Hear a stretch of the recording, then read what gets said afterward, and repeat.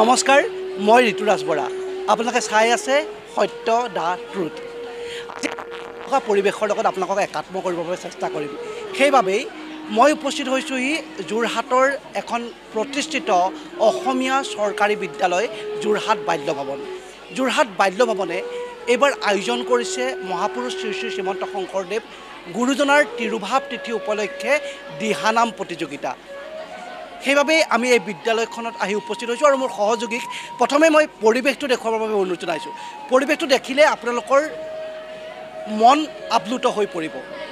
গুৰুজনাৰ মহান সৃষ্টিক তেওঁলোকে কেনেধৰণে অনুধাৱন কৰিছে, গুৰুজনাৰ মহান সৃষ্টিক তেওঁলোকে কেনেধৰণে হৃদয়ঙ্গম কৰিছে। গতিকে মই কথা বেছি নকওঁ, পোনে পোনে সেই ভাল লগা পৰিৱেশটোৰ লগত একাত্ম কৰিব বিচাৰিছোঁ। গতিকে দিহানামৰ মাজলৈ আগবাঢ়িব বিচাৰিছোঁ। মন ভাই নামৰ বিনে গতি নাই, হৰি নামৰ প্ৰেমৰ নদী ধীৰে ধীৰে বৈ যায়। নাম লোৱা মন ভাই নামৰ বিনে গতি নাই, হৰি নামৰ প্ৰেমৰ নদী ধীৰে ধীৰে বৈ যায়। নাম লোৱা মন ভাই নামৰ বিনে নামৰ প্ৰেমৰ নদী ধীৰে ধীৰে বৈ যায়।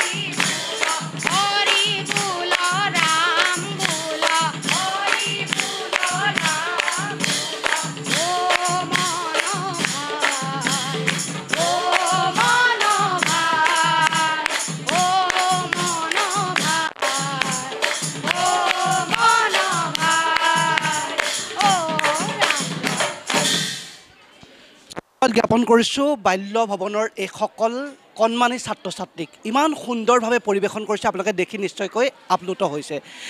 আমি তেওঁলোকৰ লগত কথা পাতিম। প্ৰথমে তোমাৰ নামটো জানিব বিচাৰিছোঁ। নমস্কাৰ, মোৰ নাম শ্ৰী মৌচম হাজৰিকা। মৌচমে, আমি যিমান দূৰ জানো তুমি ভাওনাও কৰা। ভাওনাত বিশেষকৈ কেনেধৰণৰ অভিনয় কৰা? নাৰদ, বিষ্ণু, প্ৰহ্লাদ, ৰোহিত। তুমি বিষ্ণু চৰিত্ৰৰ অকণমান যদি সংলাপ সত্যৰ ট্ৰুথৰ দৰ্শকলৈ দিয়া। উঠা দেৱঋষি, তোমাৰ সুমধুৰ হৰিনাম শ্ৰৱণ কৰিবলৈ পাই আমি নিজকে ধন্য মানিছোঁ। বাৰু কোৱাচোন দেৱঋষি, বৈকুণ্ঠ আগমনৰ উদ্দেশ্য? নাৰদৰ যদি অকণমান হয়।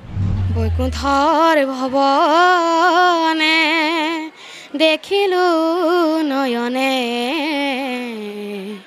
লক্ষ্মীনাৰায়ণ হৰি প্ৰভু ৰাতুল চৰণতে,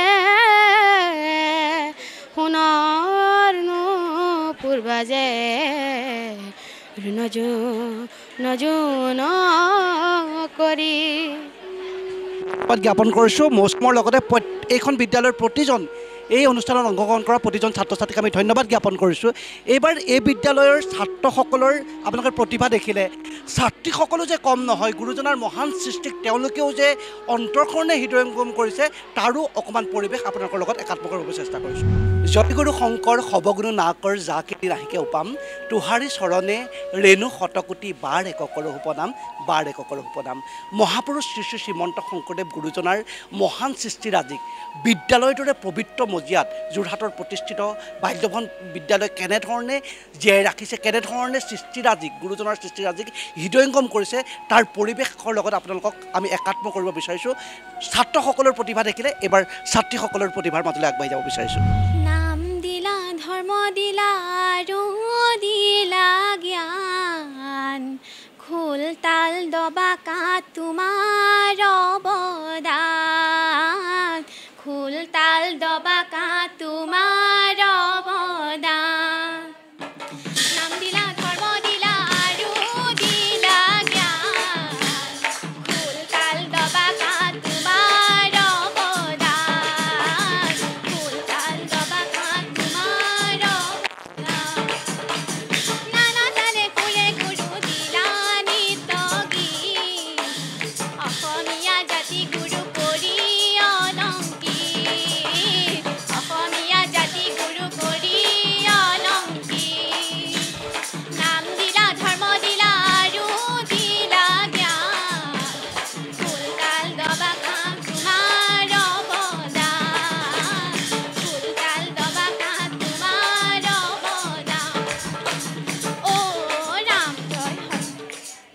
নিশ্চয়কৈ ধন্যবাদ জ্ঞাপন কৰিছোঁ। এই পৰিৱেশটোৰ লগত আপোনালোকে দেখিয়ে নিশ্চয়কৈ আপ্লুত হ'ব পাৰিছে। সাধাৰণতে অভিযোগ হয় বৰ্তমানৰ নৱপ্ৰজন্মই পশ্চিমীয়া সংস্কৃতিৰ ধাৱমান হৈছে নেকি, অসমীয়া সংস্কৃতি পাহৰি গৈছে নেকি, গুৰুজনাৰ মহান সৃষ্টিক তেওঁলোকে অনুধাৱন কৰিব পৰা নাই নেকি। এই পৰিৱেশবোৰে কিন্তু জীপাল কৰি তোলে গুৰুজনাৰ মহান সৃষ্টিক তেওঁলোকে কেনেধৰণে হৃদয়ংগম কৰিছে, এই পৰিৱেশবোৰে কিন্তু প্ৰমাণ কৰি তোলে। যোৰহাটৰ এই প্ৰতিষ্ঠিত বিদ্যালয়খনৰ অধ্যক্ষা বাইদেউ আছে। বাইদেউ, মই আপোনাৰ কাষলৈ আহিছোঁ। প্ৰতি বছৰে আপুনি এটা খুব ভাল লগা একেমুখে প্ৰশংসা কৰিবলগীয়া গুৰুজনাৰ মহান সৃষ্টিক ছাত্ৰ ছাত্ৰীসকলে যাতে অনুধাৱন কৰিব পাৰে, হৃদয়ংগম কৰিব পাৰে, তাৰ বাবে এটা পৰিৱেশ সৃষ্টি কৰিছে। আৰু ইতিমধ্যে আমাৰ সত্যদা ট্ৰুথৰ দৰ্শকসকলে দেখিবলৈ পাইছে ইমান সুন্দৰভাৱে তেওঁলোকে পৰিৱেশন কৰিছে। কি ক'ব? হয়, গুৰুজনাৰ যি অমৰ সৃষ্টি, মহাপুৰুষজনাৰ যি অমৰ সৃষ্টি, সেই অমৰ সৃষ্টি যাতে আমাৰ ছাত্ৰ ছাত্ৰীসকলৰ মাজত সদায় সজীৱ হৈ থাকে, সেই উদ্দেশ্যেৰে আমি প্ৰতি বছৰে শংকৰদেৱৰ তিথিৰ ঠিক আগদিনাত বা তাৰ আগদিনাখন আমি প্ৰাৰ্থনা প্ৰতিযোগিতা অনুষ্ঠিত কৰাৰ লগে লগে দিহানাম প্ৰতিযোগিতাও অনুষ্ঠিত কৰোঁ। অহা 4 ছেপ্টেম্বৰ অৰ্থাৎ বুধবাৰে মহাপুৰুষজনাৰ তিৰুভাৱ তিথি, সেই তিথি উপলক্ষে আজি আমি পুৱাৰ পৰাই প্ৰাৰ্থনা প্ৰতিযোগিতা আৰু দিহানাম প্ৰতিযোগিতা আয়োজন কৰিছোঁ, যাতে তেখেতসকলৰ এই অমৰ সৃষ্টি, মহাপুৰুষ দুজনাৰ অমৰ সৃষ্টি আমাৰ ছাত্ৰ ছাত্ৰীসকলৰ মাজত সদায় প্ৰচাৰিত হৈ থাকে আৰু তেওঁলোকে যাতে তেওঁলোকৰ মানসত তেওঁলোকৰ যি অনুভৱ, সেই অনুভৱখিনি যাতে সদায় গুৰুজনাৰ প্ৰতি যি অনুভৱ, সেই অনুভৱ যাতে ছাত্ৰ ছাত্ৰীৰ মাজত সদায় সজীৱ হৈ থাকে আৰু তেওঁলোকে সেই অমৰ সৃষ্টিসমূহ আঁকোৱালি লয় আৰু প্ৰজন্মই যাতে সেই দিহানাম বা প্ৰাৰ্থনাবিলাক চলি থাকে বিদ্যালয়সমূহত, সেই উদ্দেশ্য আগত ৰাখিয়ে আমি আজি এয়া আয়োজন কৰিছোঁ। আৰু অহা পৰহিলৈ শংকৰদেৱৰ তিৰুভাৱ তিথি, আমি ভকতসকলক নিমন্ত্ৰণ কৰিছোঁ আৰু সম্পূৰ্ণ আধ্যাত্মিকভাৱে ধাৰ্মিকভাৱে ভকতসকলৰ সহযোগিতাত আমাৰ সমূহ শিক্ষক শিক্ষয়িত্ৰী ছাত্ৰ ছাত্ৰীসকলে বৰ সুন্দৰভাৱে উলহ মালহেৰে আমাৰ মহাপুৰুষজনাৰ তিৰুভাৱ তিথি আয়োজন কৰিব আৰু তাত তেওঁলোকে প্ৰাৰ্থনা, ঘোষা, নাম কীৰ্তন সকলোখিনি পৰিৱেশন কৰিব। বাইদেউ, আপোনাক বহুত বহুত ধন্যবাদ জ্ঞাপন কৰিছোঁ।